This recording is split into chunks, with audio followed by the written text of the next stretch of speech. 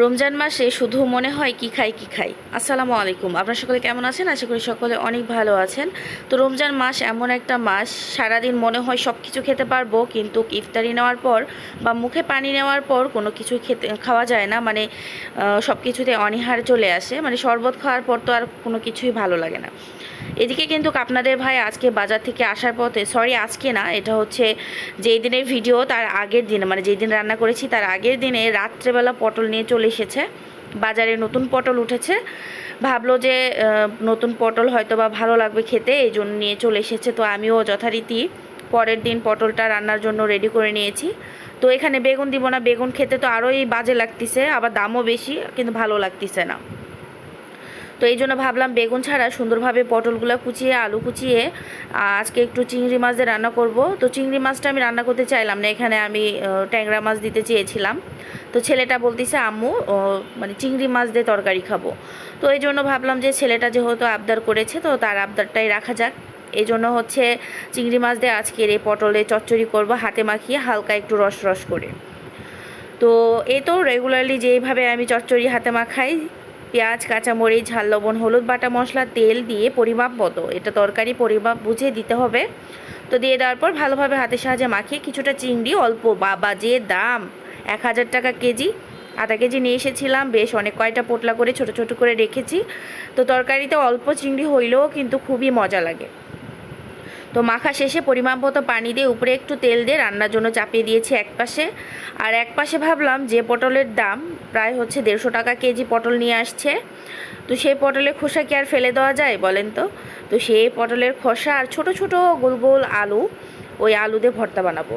তো এই তো বেশি করে পেঁয়াজ, কাঁচামরিচ, রসুন সুন্দরভাবে দিয়ে একটু টেলে নিয়েছি, আস্ত জিরা দিয়েছি তেলে, তারপরে ভালোভাবে টেলে নেওয়ার পর লবণ আর হলুদ দিয়ে দিয়েছি।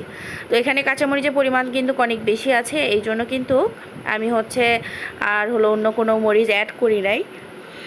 তো এখন ভালোভাবে ভেজে নেওয়ার পর এখন ওই যে দিয়ে দিলাম সে পটলের খোসা আর আলু। আলু কিন্তু অনেক ছোট ছোট আলু, এটা কিন্তু কাটার কোনো প্রয়োজনই নাই, আমি আস্তই দিয়ে দিয়েছি। এটা হচ্ছে ব্লেন্ড করলে বা পাটাতে বাটলে এমনিই গলে যাবে, আর সেদ্ধ তো করবই। তো পানি দিয়ে এটা চাপা দিয়ে রেখে দিয়েছি বেশ সেদ্ধ হওয়ার জন্য, একদম পানিটা শুকে ভাজা ভাজা করে নিব। তো এই যে এর মধ্যে কিন্তু পানিটা অনেকটা মানে শুকে গিয়েছে, অনেকটা বলতে একদমই শুকে গিয়েছে। তো আমি আরও ভাজা ভাজা করবো একদম তেল গড়া করে।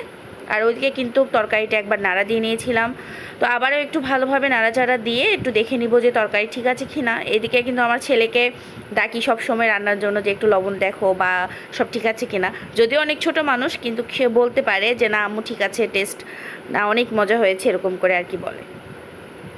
তো এখন কিন্তু এই যে তরকারিটা দুটাই আমার একসঙ্গে হয়ে যাচ্ছে। তো এখানে কিন্তু আমি এই ভর্তাটা মানে এইভাবে শুধু কাই আলু, মানে এটা কাই আলু বলি আমরা আমাদের অঞ্চলে। তো কাই আলু শুধু রসুন, পেঁয়াজ, কাঁচামরিচ দিয়ে ভর্তা করলেও বেশ মজা লাগে। আর রোজার দিনে ভর্তা ভাটতে হলে তো কোনো কথাই নাই। এদিকে কিন্তু আমি রোজা থেকে অনেক ক্লান্ত, তো শিলপাটাতে না গিয়ে ব্লেন্ডারে ব্লেন্ড করে ফেলেছি, আলহামদুলিল্লাহ অনেক সুন্দর ব্লেন্ড হয়েছে। তো এদিকে রান্না কিন্তু আমার একদম কমপ্লিট হয়ে গিয়েছে দুইটাই। আর এখানে কিন্তু পেঁয়াজ, কাঁচামরিচ বেশ অনেকগুলো কেটে নিয়েছিলাম। আজকে হলো পেঁয়াজ দিয়ে পেঁয়াজু বানাবো, ডাল বড়া, মানে ডাল ছাড়া বেসন দিয়ে। তো কাঁচামরিচ তো দেওয়া ছিল, শুধু হচ্ছে বাটা মশলা আর হলুদ আর কিছুটা পরিমাণ মতো লবণ দিয়ে ভালোভাবে হাতের সাহায্যে মাখিয়ে নিচ্ছি। এর মধ্যে কিন্তু আমার ছেলে ক্যামেরা ধরেছে, যার কারণে লাফালাফি হচ্ছে। তো এখন কিন্তু হচ্ছে হাতের সাহায্যে ভালোভাবে মাখিয়ে একটা হচ্ছে সুন্দর হলো সে মানে কি বলে ডোটা তৈরি করে নিব। এটা ডো না, ঠিক একটু নরম হবে। তো ভালোভাবে এইভাবে ছোট ছোট করে হাতের সাহায্যে কেটে কেটে দিয়ে দিচ্ছি। তো এই পেঁয়াজুটা আমার কাছে বেশি ভালো লাগে, আপনার হচ্ছে ওই মানে ডালের বড়ার থেকে এই পেঁয়াজুটা আমার বেশি মজা লাগে। তো ভাবলাম আজকে করে ফেলি। তো আজকে এত কিছু ইফতারি করেছি, আপনাদের ভাই আর আসে নাই, ইফতারিগুলো সব পড়ে রয়েছে। মানে আমি আরও ইফতারি খুব একটা ভালো লাগে না, আমি সোজাই ভাত খেতেই বেশি পছন্দ করি। তার বাদে আপনাদের ভাইয়া আসলে কিন্তু মাঝে মাঝে ইফতারিটা করা হয়, মানে ও যখন বাসায় থাকে ইফতারিটা ছোলা মুড়ি এগুলো দিয়েই করা হয়। কিন্তু ইফতারি শেষে নামাজ পড়ে একটু ভাত খেয়ে নিই। তো যাই হোক, আজকে সব রেসিপি বা রান্নাবার আপনাদের কাছে কেমন লেগেছে অবশ্যই কমেন্টে জানাবেন। ভালো লাগে লাইক কমেন্ট আর পাশে থাকবেন। দেখা হচ্ছে নেক্সট ভিডিওতে। আল্লাহ হাফেজ।